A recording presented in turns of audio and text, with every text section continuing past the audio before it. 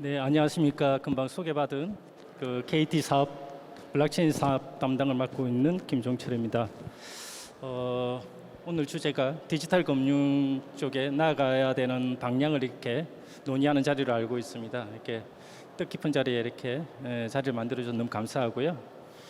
이게 또 뜻깊은 이유가 있네요. 저 같은 경우는 2015년 말부터 블록체인 쪽에 몸을 맡기고 연구 개발과 함께 지금 사업을 맡고 있는데요. 금융 쪽에 블록체인을 이야기할 수 있는 자리가 드디어 이렇게 도래되는 것 같습니다. 참고로 저희는 규제적인 이슈가 좀 많아서 금융 쪽 블록체인보다는 산업의 B2B 솔루션 위주로 연구 개발과 사업을 진행했었는데, 이렇게 이제 디지털 금융의 하나의 큰 물결에 따라서 오늘 저희가 생각하고 있는 그런 방안을 한번 말씀을 드리고자 합니다. 네, 다음으로 넘겨주십시오.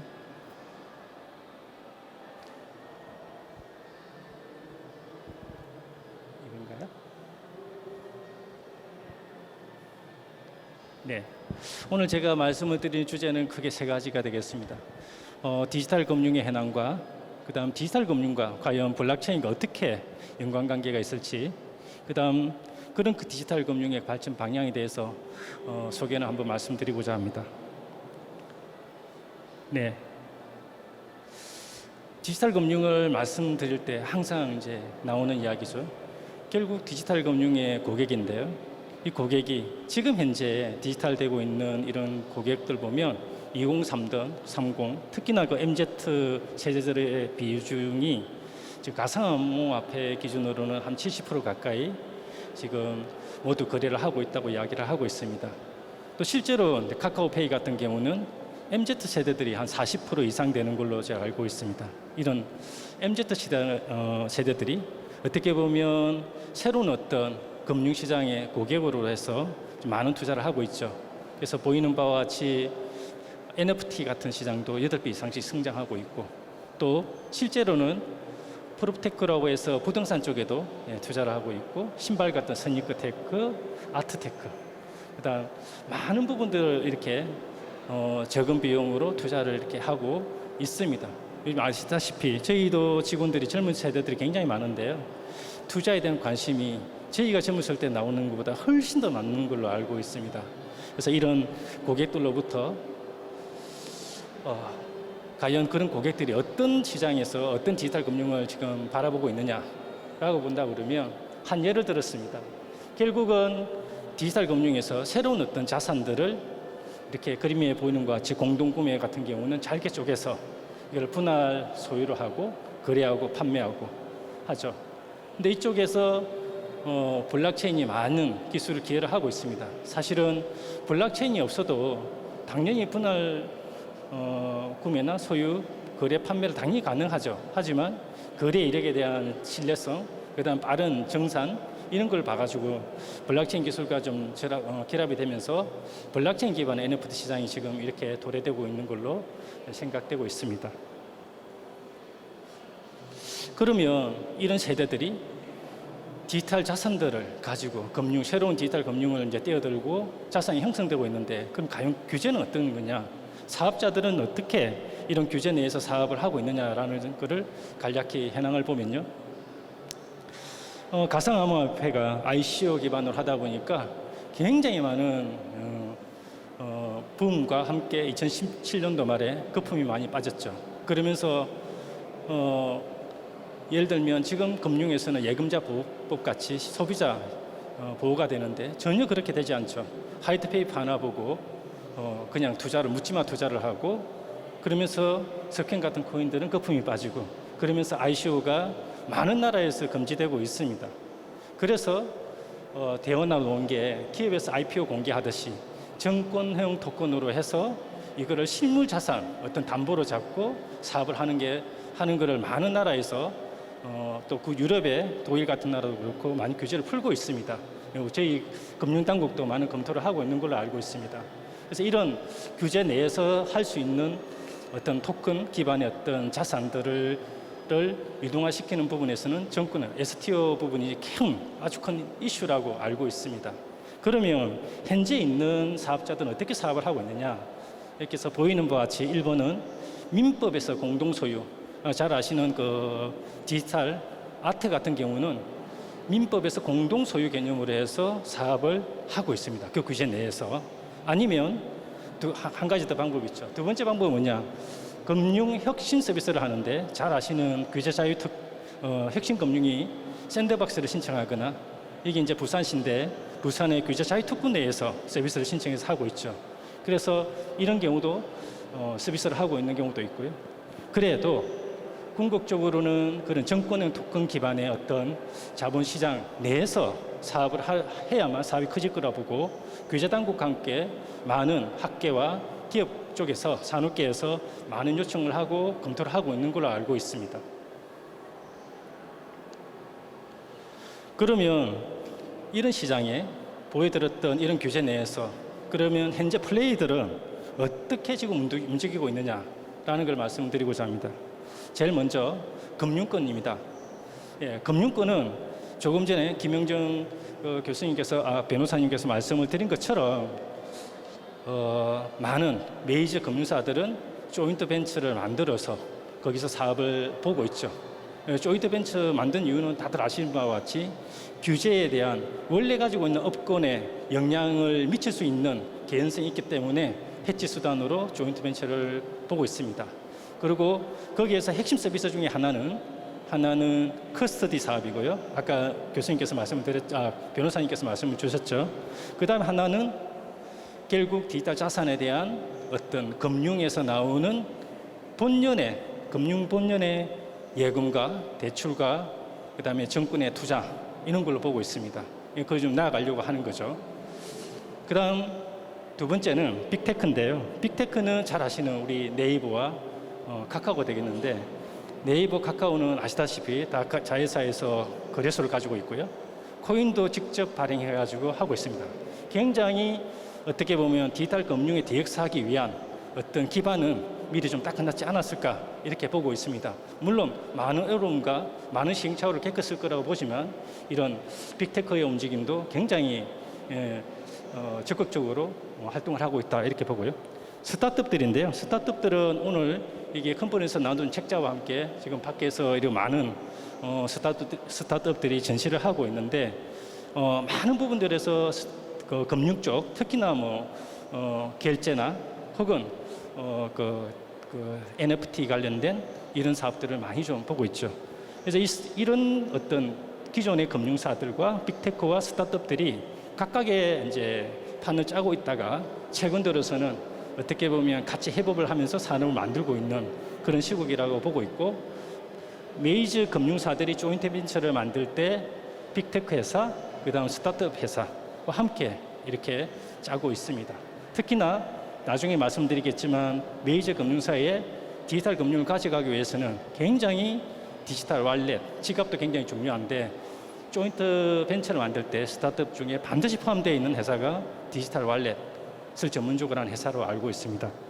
그리고 공공 부분인데 공공 부분은 당연히 여기 이제 부산에서 디지털 자산 거래소도 한번 해보려고 막 이렇게 움직임이 있는 걸로 알고 있습니다. 그리고 가계부, 그다음 키사를 통해 가지고 실정 사업과 함께 많은 공공기관들이 어떤 금융 쪽만 바라보는 건 아니지만 많은 블록체인 기술을 활용해 가지고 DX 하기 위한 시도를 하고 있는 걸로 알고 있습니다.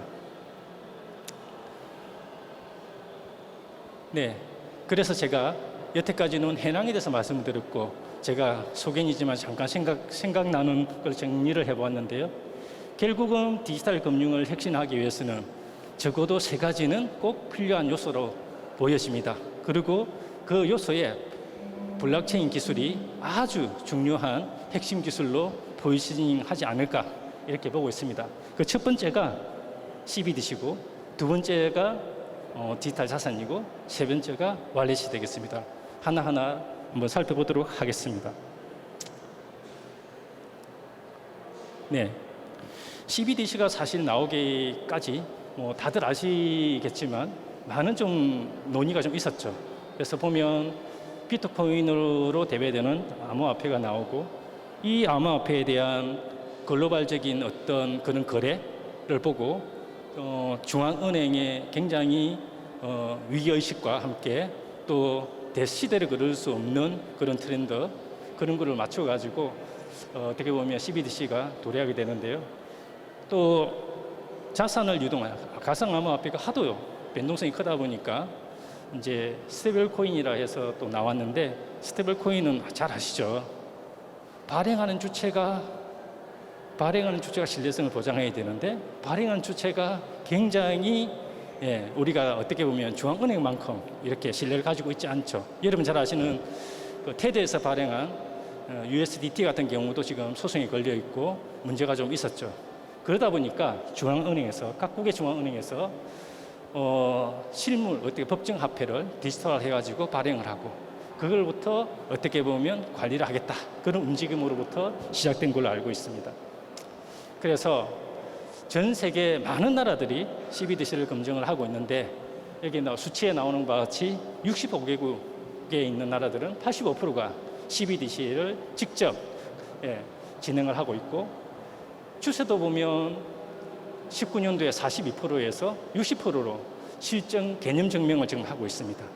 그리고 실제 또 구축하고 테스트하고 있는 회사들도 이렇게 늘어가고 있습니다. 물론 저희 한국도 여기에 지금 발맞춰가 준비를 하고 있습니다.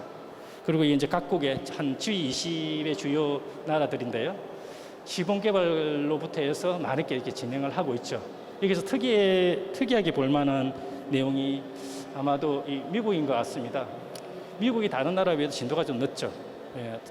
저는 개인적으로 미국이 달러 헤게모니를 쥐고 있기 때문에 이 헤게모니를 디지털 커런시하면 상당히 더디게 움직일 거라고 보고 있습니다. 하지만 점점 이쪽에도 검토하지 않을까 이렇게 보고요. 중국이 제일 앞서 있죠. 당연히 달러 헤게모니를 어떻게 보면 좀 가져오려고 헤게모니 싸움을 하고 있다고 보시고 있습니다. 그래서 우리나라도 올해 모의 실험을 구축하는 그런 발주를 해서 지금 열심히 개발하고 있고요. 최근에 또 간담회 같은 또 소개 행사가 있는 걸로 알고 있습니다. 뭐 어쨌거나 굉장히 더디게 움직일 거라고 보지만 디지털 커런시를 준비하고 있는 각국, 그 다음에 실제 환경에서는 거스를 수 없는 그런 대세다 이렇게 보고 있습니다. 그리고 사실 CBDC가 그냥 나온 게 아니고 블록체인 기술이 나오고 가상암호화폐가 나오고 가상암호화폐가 어떻게 보면 말 그대로 버추얼한 그런 가치를 가지고 있으니까 저희 KT 같은 경우는 지역화폐나 마일리지를 포인트화해서 블록체인으로 발행하고 거래하고 하는 그런 사업을 먼저 추진했습니다. 저희가 해보니까 어떻게 보면 저희는 그걸 디지털 토큰이라 부르는데 토큰 기반의 어떤 디지털화되어 있는 그런 화폐들, 혹은 그런 마일리지들, 그런 상품권이나 그런 거가 전부 다 이런 어떻게 보면 디지털 토큰, 디지털 화폐로 다 수렴이 가능할 것 같습니다. 그래서 저희가 해보니까 굉장히 거래 이력에 대한 신뢰성도 보장도 하고 또 어떻게 보면 거래 이력에 대한 신뢰성을 저희 같은 경우는 AI를 붙여가지고 실시간 이상 거래 탐지도 하곤 했습니다. 그러다 보니까 거래에 대한 신뢰성과 이상 거래에 대한 그런 정보들을 가지고 저희가 해보니까 이상 거래가 발견이 됐단 말이죠. 그래서 최근에 올해 저희가 운영하는 지자체가 7개가 있는데 저희가 지자체에다가 그 이상 거래 탐지되는 부분을 알려드렸어요. 그랬더니 지자체에서 행사 고발을 했고 그래서 한동안 이슈가 됐습니다. 그래서 행안부에서 지역화폐에 있는 모든 운영대행사, 모든 전국에 있는 운영대행사들한테 이게 이상거래에 관련된 거를 다 조사하라 이렇게 했던 적이 있습니다. 어쨌거나 블록체인 기반의 이런 거래 원장으로부터 이상거래까지 탐지해서 그런 것도 잡아냈다 이렇게 말씀을 드리고 싶고요. 그런 것도 블록체인하고 결합된 그런 장점이지 않을까 이렇게 보고 있습니다. 그래서 CBDC를 보면 이제 아마도 이 컨퍼런스 내에서 그런 섹션이 있는 걸로 알고 있습니다만은 굉장히 많은 변화가 일어날 걸로 보여집니다. 어떻게 변화가 있을 수 있을지 많이 생길지 참 저희도 고민스러운데 많이 좀 걱정도 되기도 합니다. 은행과 기업은 반드시 시중은행과 어떤 중앙은행과의 역할도 아주 모호해지죠. 왜냐하면은 중앙은행에서 만일에 CBDC가 발행된다면 개인이 가지고 있는 지갑까지 다 보려면 볼 수 있습니다. 예. 그러니까 어떻게 보면 은행이 고유 가지고 있던 그 영역을 물론 주는 은행이 하진 않겠죠. 하지만 예, 기술적으로나 어떻게 보면 할 수 있는 프로세스는 된다라고 하기 때문에 그 역할 관계도 좀 정립이 되어야 될 거고요. 그다음 결제 분야입니다. 결제 분야도 저희도 이제 요즘 QR 결제도 많이 뜨는데 QR 결제가 이제 아무래도 또 카드 결제보다는 벤망도 통하지 않고 플랫폼에서 매입과 승인을 한 번에 결제를 승인해 줄 수 있는 구조입니다. 그렇게 된다 그러면 기존에 결제 대행해 줄 때 대행을 하고 있던 브로커라고 할 수 있는 벤사, 피지사 역할이 아주 애매모호해지는 거죠. 물론 카드사도 마찬가지입니다. 그래서 이런 부분들도 대변혁이 있지 않을까 이렇게 보여지고요. 통화 정책적인 분야로 보면 당연히 통화 예를 들면 한국이나 우리 금감원이나 그런 쪽은 직업까지 다 볼 수 있으니 예전에 그 저희가 말한 지하 경제로 움직이는 그런 것까지 다 잡아낼 수 있겠죠. 저희가 카드 대란 예전에 카드가 많이 불려가지고 신용 대란이 있어가지고 굉장히 큰 어려움이 있었는데 그때 카드를 정부에서 밀었던 가장 큰 이유는 지하 경제, 그다음에 그 세수에 대한 거, 투명성 그렇게 해가지고 카드를 많이 밀었었죠. 그래서 소득 공제도 해주고 그렇게 지금도 제도가 있는 줄 알고 있습니다만 이거보다 그런 카드보다 더한 어떻게 보면 관리 투명성 이런 부분에서 중앙 어떻게 보면 금융당국이 할 수 있다 이렇게 보여지고요. 당연히 국제금융은 나라와 나라와의 중앙은행과의 관계에서 기존 해왔던 제가 알기로도 외환의 청산 결제가 굉장히 시간도 많이 걸리고 어려운 걸로 알고 있습니다. 스위프트망을 통해서 하고 있는데요. 어려운 걸로 알고 있습니다. 이 부분도 아주 쉽게는 아니겠죠. 아주 좀 투명하게 관리를 할 수 있지 않을까. 이런 것 때문에 CBDC는 보고 있는데 이건 좀 더 봐야 될 것 같습니다. 네. 그 다음에 처음에는 제가 이제 어떻게 보면 돈에 대한 말씀을 드렸고요. 디지털 금융에 화폐를 빼놓고 이야기를 할 수는 없겠죠. 그래서 돈에 대한 말씀을 드렸고 다음은 디지털 자산에 대해서 말씀을 드리고자 합니다. 오후 섹션에 보니까 NFT 관련된 섹션이 여러 개가 있었습니다. 화두죠. 저희도 당연히 NFT를 보고 있습니다. 저희가 NFT를 설명할 때 일반인들이 가장 어려워해요. 그래서 저희가 한번 한 장을 만들어 봤습니다. 저희가 생각하는 NFT는 부동산과 비교를 해서 설명을 드려요. 부동산, 여러분들 부동산을 매매할 때 공인중개사가 가가지고 공인중개소 가서 매도인, 매수인 전부 다 사인하고 그 다음에 공인중개소에서 법무사를 통해 가지고 법원에다가 신고를 하죠. 그러면 법원에서는 등기 등록을 하면 여러분들이 대법원 인터넷 등기소에 가서 법원 등기부 등본을 딱 뗍니다. 그러면 자산에 대한 NFT는 뭐냐라고 본다 그러면 저희가 보는 법원 같은 역할을 하는 게 블록체인이라고 보고 등기부 등본은 저희는 NFT라고 보고 있습니다. 그래서 디지털 정표다. 저 디지털에 관련된 소유권은 누가 가지고 있고 언제 그거를 내가 취득하게 되었고 이 데이터에 대한 원본은 해시화해서 이렇게 저장을 하고 한다. 그래서 저희는 쉽게 다시 말씀드리면 그냥 디지털 정표로 생각하고 있습니다. 물론 해석에 따라서 디지털 정표가 아니라 코인 화폐로 보는 쪽도 있습니다. 근데 화폐로 넘어가면 규제적인 게 아주 복잡하죠. 여기 변호사분들 많지만 여기서 말씀드리면 1시간 이상 아마 논의를 해야 되는 주제라고 생각해서 넘어가도록 하겠습니다. 어쨌거나 NFT는 디지털 정보다 이렇게 생각을 하고요. 이런 디지털 자산으로서의 가치가 지금 엄청나게 성장하고 있습니다. 저도 원래는 엔지니어 출신으로 2015년도 말부터 코인을 쳐다보지도 않았습니다.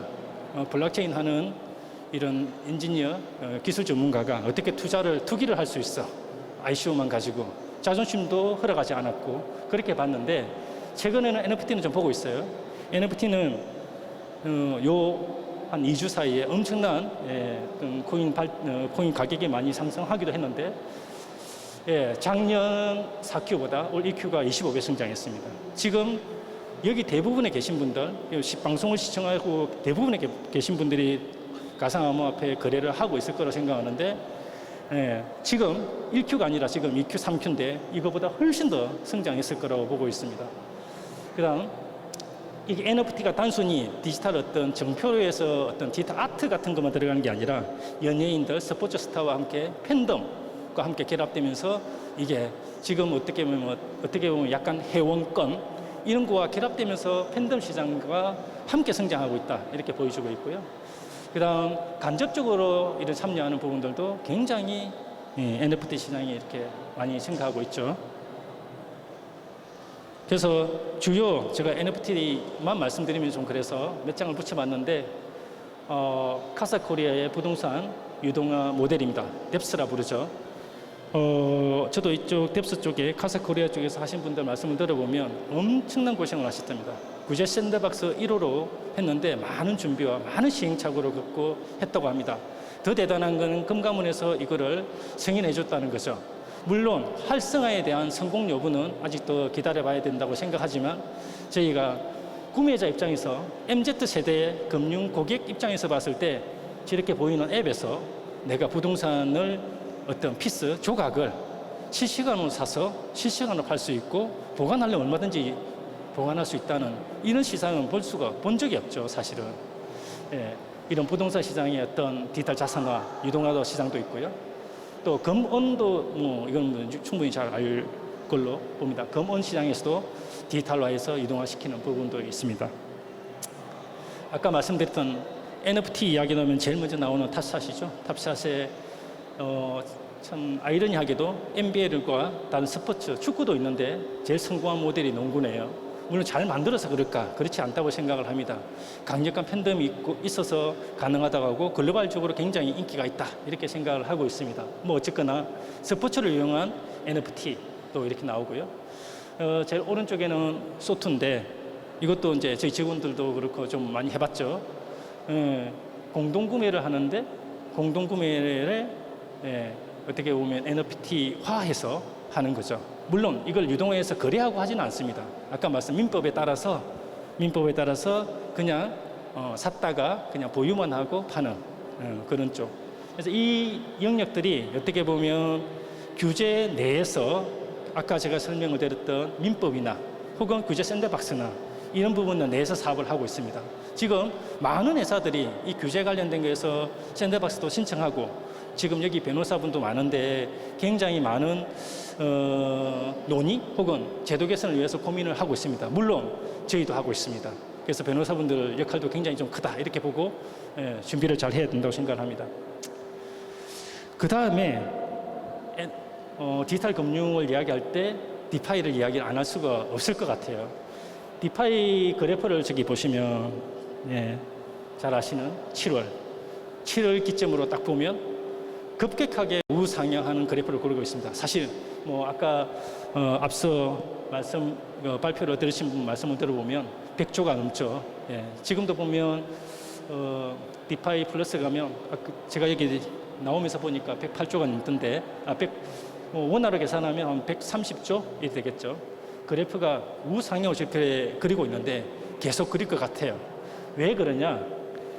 잘 아시는 가상암호화폐 전체 시장이 3,400조 정도 돼요. 3,400조.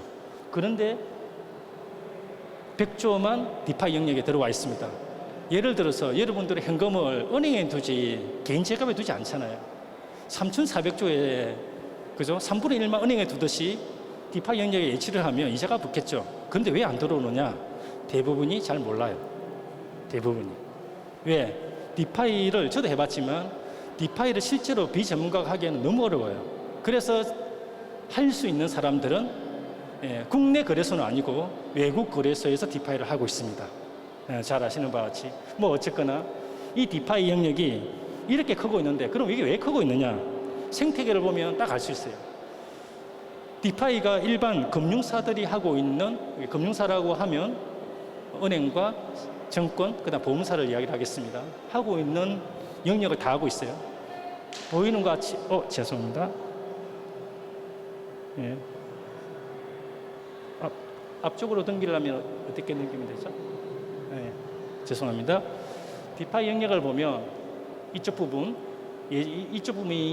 예금하는 영역입니다. 굉장히 포션을 봐도 굉장히 많죠. 이 예금령이 왜 중요하냐? 디파이의 가상암호화폐가 돈이 많이 들어와야 많은 투자 상품을 만들어야 되기 때문에 유동성 풀을 많이 공급할 수 있기 때문에 굉장히 많은 예치 관련된 그런 회사들이 굉장히 많고요. 그다음 그걸 가지고 대출을 한다거나 보험을 한다거나 결제하는 영역으로 확장이 싹 되고 있습니다. 그래서 이 영역을 가만히 뜯어놓고 보면 저도 디파이를 하면서 도대체 왜 디파이에 이렇게 예금도 많이 주고 은행에 넣는 것보다 훨씬 더 예금이 높다는 겁니다.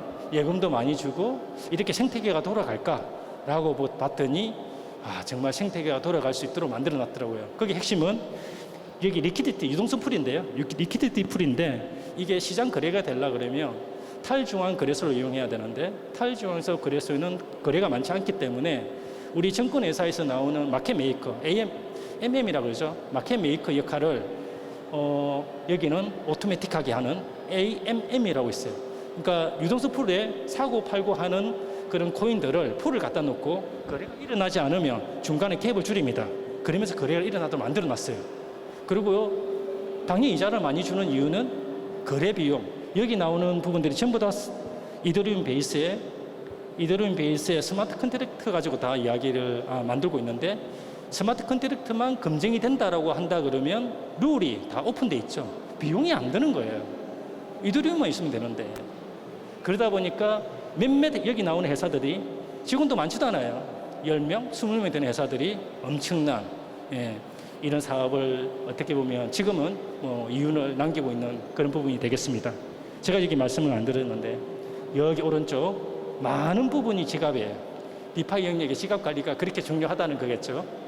그래서 이 부분은 디지털 금융에 이야기할 때 반드시 나아가야 이야기를 손을 대고 말씀을 드려야 되는 부분인데 개인적으로는 디파이는 CFI와 붙어야 된다. 그리고 이거는 반드시 자금세탁법 국제자금세탁법 걸리기 때문에 이 영역에 대해서는 규제가 반드시 들어갈 거다 이렇게 보고 있습니다. 규제도 해야 된다고 생각을 하고 있고요. 네. 그다음 제가 말씀드릴 내용이 지갑입니다. 세 번째죠. 예. 지갑을 이야기를 하는데 왜 DID를 이야기를 하느냐? 이건 여러 가지 또 사람 여기 전문가분들 좀 의견이 다를 수는 있는데 개인적으로는 그 지갑 이야기할 때 DID를 한번 말씀을 드리고자 합니다. 저희가 금융거래를 할 때 제일 먼저 하는 게 뭐죠? 본인 확인입니다. 금융거래를 할 때 무조건 실명 확인입니다. 본인 확인을 왜 하느냐? 금융은 반드시 어떤 금융당국의 어떤 통화량 규제뿐만 아니라 예금자 보호 부분도 있고 자금 세탁 부분도 있기 때문에 금융에 들어가는 것은 반드시 신원 확인이라는 부분이 들어갈 수밖에 없고요. 그래서 본인 확인과 신원 확인을 하는 부분에서 센트럴라이저 되게 해왔던 영역이 이런 지금도 은행에서 제가 공동 인증서 하나 깔아가지고 이렇게 하죠. 하지만 이런 빅테크 회사들은 연합 신원 모델로 지금 하고 있는데 이게 아까도 말씀드렸던 CBDC나 혹은 디지털 자산이나 또 가상 암호화폐나 이런 영역들을 가지고 디파이까지 합쳐가지고 새로운 디지털 금융으로 나가려고 한다 그러면 반드시 실명 확인과 함께 신원 보장이 돼야 되는데 이 많은 생태계를 신원 보장을 할 수 있는 인프라는 DID가 최고라고 저는 생각하고 있습니다. 그래서 이 부분은 또 말씀드리면 또 한참 다른 주제가 되기 때문에 DID 영역이라고 보고 있고요. 그래서 제가 생각하는 디지털 금융에 필요한 지갑들이라고 생각을 합니다. 아까 말씀드렸던 반드시 실명 확인이라는 부분들이 반드시 들어갈 거고요. 인증은 전자서명, 우리가 공동 인증서 같은 전자서명을 해서 보내겠죠. 그리고 신분증 같은 것도 여러분 잘 아시는 바와 같이 지금 모바일 운전면허증 지금 행안부에서 경찰청과 함께 만들고 있죠. 이게 주민등록증, 그다음 모바일 전자 여권으로 갈 거라고 생각합니다. 여기 핵심 인프라가 아시는 바와 같이 다 블록체인 DID고요. 그런 지갑 인증 부분과 함께 이런 제가 첫 번째 말한 돈, CBDC 같은 디지털 화폐, 그다음 가상 암호화폐도 당연히 여기서 거래될 수 있어야 된다고 저는 생각하고요. 그다음 NFT화되어 있는 디지털 자산들 또 이런 것도 자산 wallet에서 볼 수 있고 어떻게 보면 여기 하나 더 추가를 하려다가 제가 못했는데 여러분들이 가지고 있는 예를 들어서 요즘 행안부에서 나오는 그 주민등록증 같은 그 전자증명서라 그러죠. 이런 부분들도 이런 지갑에서 그러니까 마이 데이터를 이야기하려고 하는 겁니다. 그런 데이터 같은 것도 내가 지갑에서 관리할 수 있는 그런 시대가 오지 않을까 이런 생각이 들어요. 여러분들 이런 게 보면 아마 허무맹랑한 이야기는 아니라고 다 생각을 할 것 같아요. 이미 뭐 금융권에서는 뱅크샐러드 같이 모든 오픈 뱅킹을 이용해 가지고 현재 실물 법정 화폐는 다 볼 수 있잖아요. 그런 것처럼 디지털 금융에서는 반드시 디지털 지갑이 아주 중요한 인프라라고 생각하고 있고 지금 CBDC에서도 이 부분을 굉장히 중점적으로 지금 만들고 있는 걸로 알고 있고 또 아까 전통금융사에서 디지털 금융을 조인트 벤처에서 지금 준비하고 있다고 말씀을 드렸는데 반드시 포함되어 있는 회사가 전문 디지털 월렛을 기술을 가지고 있는 그런 회사들이라고 알고 있습니다. 그래서 마지막에는 이런 제가 말씀드렸던 화폐와 자산과 이런 지갑 베이스로 된 블록체인이 디지털 금융의 핵심 인프라로 보고 이게 기존의 은행과 신탁 증권들을 디지털 금융 안에서 이렇게 발전하지 않을까. 그리고 이건 이런 좀 긍정적인 생각을 하지만 가야 될 길은 한참 멀다고 생각을 합니다. 그래서 그 부분들이 전부 다 기존의 규제라는 게 아니라 기존의 제도 상에서 이걸 다 담을 수 없기 때문에 새로운 제도가 만들어져야 되고 그런 부분들은 시장에 같이 조인하고 있는 시장 참가자들의 어떻게 보면 동의가 이루어져야 한다고 생각을 합니다. 그래서 좀 가야 될 길은 멀지만 오늘 이런 디지털 금융에서 화폐와 자산과 지갑에 대해서는 말씀을 한번 드리려고 간단히 정리를 해보았습니다. 이상으로 발표를 마치도록 하겠습니다. 감사합니다.